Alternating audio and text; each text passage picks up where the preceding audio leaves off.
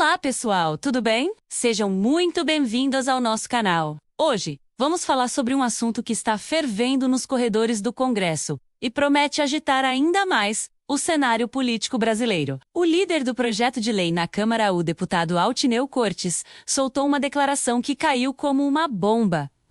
Ele vê na chamada dosimetria das penas dos envolvidos nos atos de 8 de janeiro um caminho possível para um acordo, e mais do que isso, um primeiro degrau para uma futura anistia. Vamos entender o que isso significa e quais as implicações dessa fala.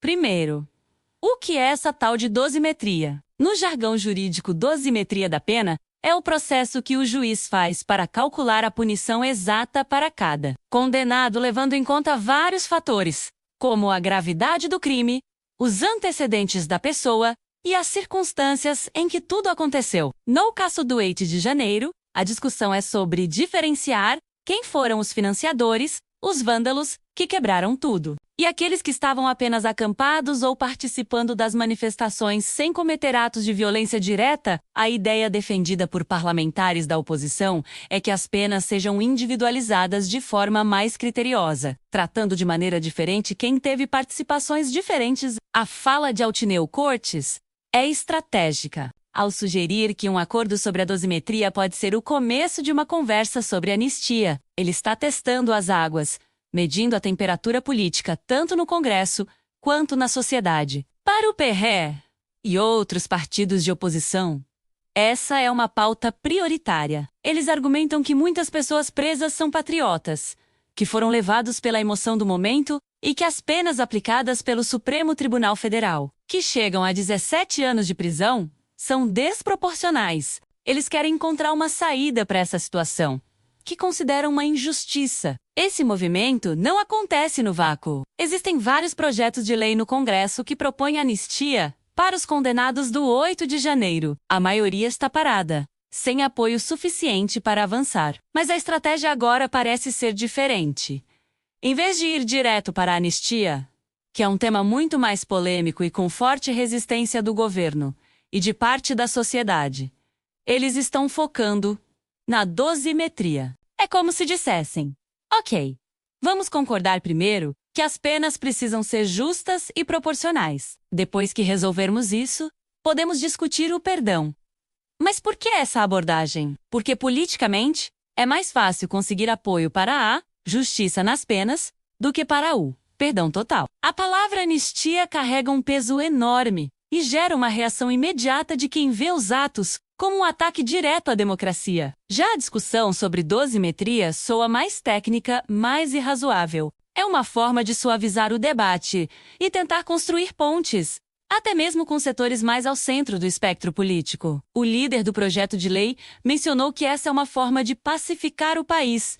Essa é uma narrativa poderosa. A oposição tenta se posicionar como o grupo que busca a reconciliação nacional. Enquanto acusa o outro lado de promover uma perseguição política, eles querem criar a imagem de que a manutenção de centenas de pessoas presas com penas altas é um fator de instabilidade e que a solução passa por esse gesto de moderação, começando pela revisão das sentenças. Do outro lado, a base do governo e os ministros do STF têm uma visão completamente diferente. Para eles, os atos de 8 de janeiro foram uma tentativa de golpe de Estado, um crime gravíssimo contra as instituições democráticas. Nesse sentido, penas duras são vistas como necessárias para dar o exemplo e desestimular qualquer tentativa futura de subverter a ordem democrática. Qualquer fala sobre anistia, ou mesmo sobre abrandar as penas, é vista com extrema desconfiança, como uma tentativa de garantir a impunidade para quem atentou contra a República. O presidente do Senado, Rodrigo Pacheco, por exemplo, já se manifestou diversas vezes dizendo que anistia é algo a ser discutido no momento certo e que não pode ser confundida com impunidade. Essa posição mais cautelosa mostra como o tema é delicado. Mesmo entre os que não são da base aliada do governo Lula, não há um consenso sobre perdoar os envolvidos. A declaração de Altineu Cortes, portanto, serve também para pressionar figuras como Pacheco a tomar uma posição mais clara, O que podemos esperar para os próximos meses? A tendência é que a pressão da oposição aumente. Eles vão usar todos os espaços, na Câmara, no Senado, na mídia, para defender a tese da dosimetria e, sutilmente, introduzir a ideia da anistia. Eles contam com o apoio de uma base social mobilizada e com o desgaste natural que um processo judicial tão longo e com tantas condenações pode gerar. O governo e seus aliados, por sua vez, precisarão se manter firmes na defesa das decisões do judiciário e na narrativa de que a democracia foi atacada e precisa ser defendida com rigor.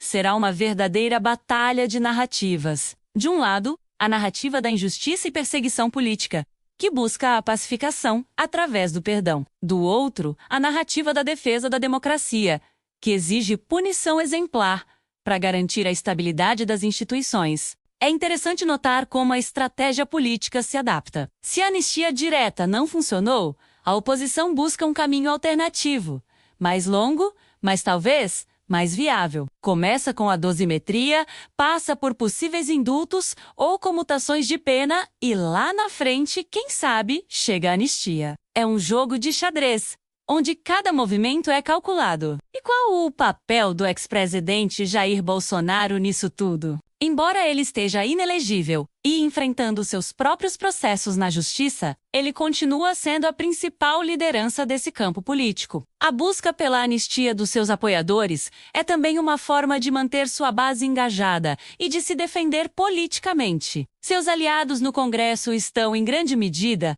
lutando por uma causa que é central para o bolsonarismo. A libertação dos patriotas é uma bandeira que une todo esse grupo. Portanto, a fala do líder do projeto de lei não foi um comentário isolado. Foi um recado claro, uma peça movida em um tabuleiro complexo. Mostra que a oposição não desistiu da anistia, apenas mudou de tática. Eles acreditam que, ao focar na dosimetria, podem encontrar um terreno comum para negociar e, aos poucos, construir o caminho para o seu objetivo final. Vamos continuar acompanhando de perto essa discussão, porque ela diz muito sobre os rumos da nossa política e sobre como o Brasil vai lidar com as feridas deixadas pelo 8 de janeiro. Será que a tese da pacificação vai prevalecer sobre a tese da punição exemplar? Essa é a grande questão que estará no centro do debate político nos próximos tempos.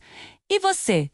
O que pensa sobre isso? Acredita que a revisão das penas, a tal dosimetria, é um caminho justo? Ou acha que isso pode abrir uma porta perigosa para a impunidade? Deixe sua opinião aqui nos comentários. Vamos debater esse assunto tão importante. O seu ponto de vista enriquece a nossa discussão.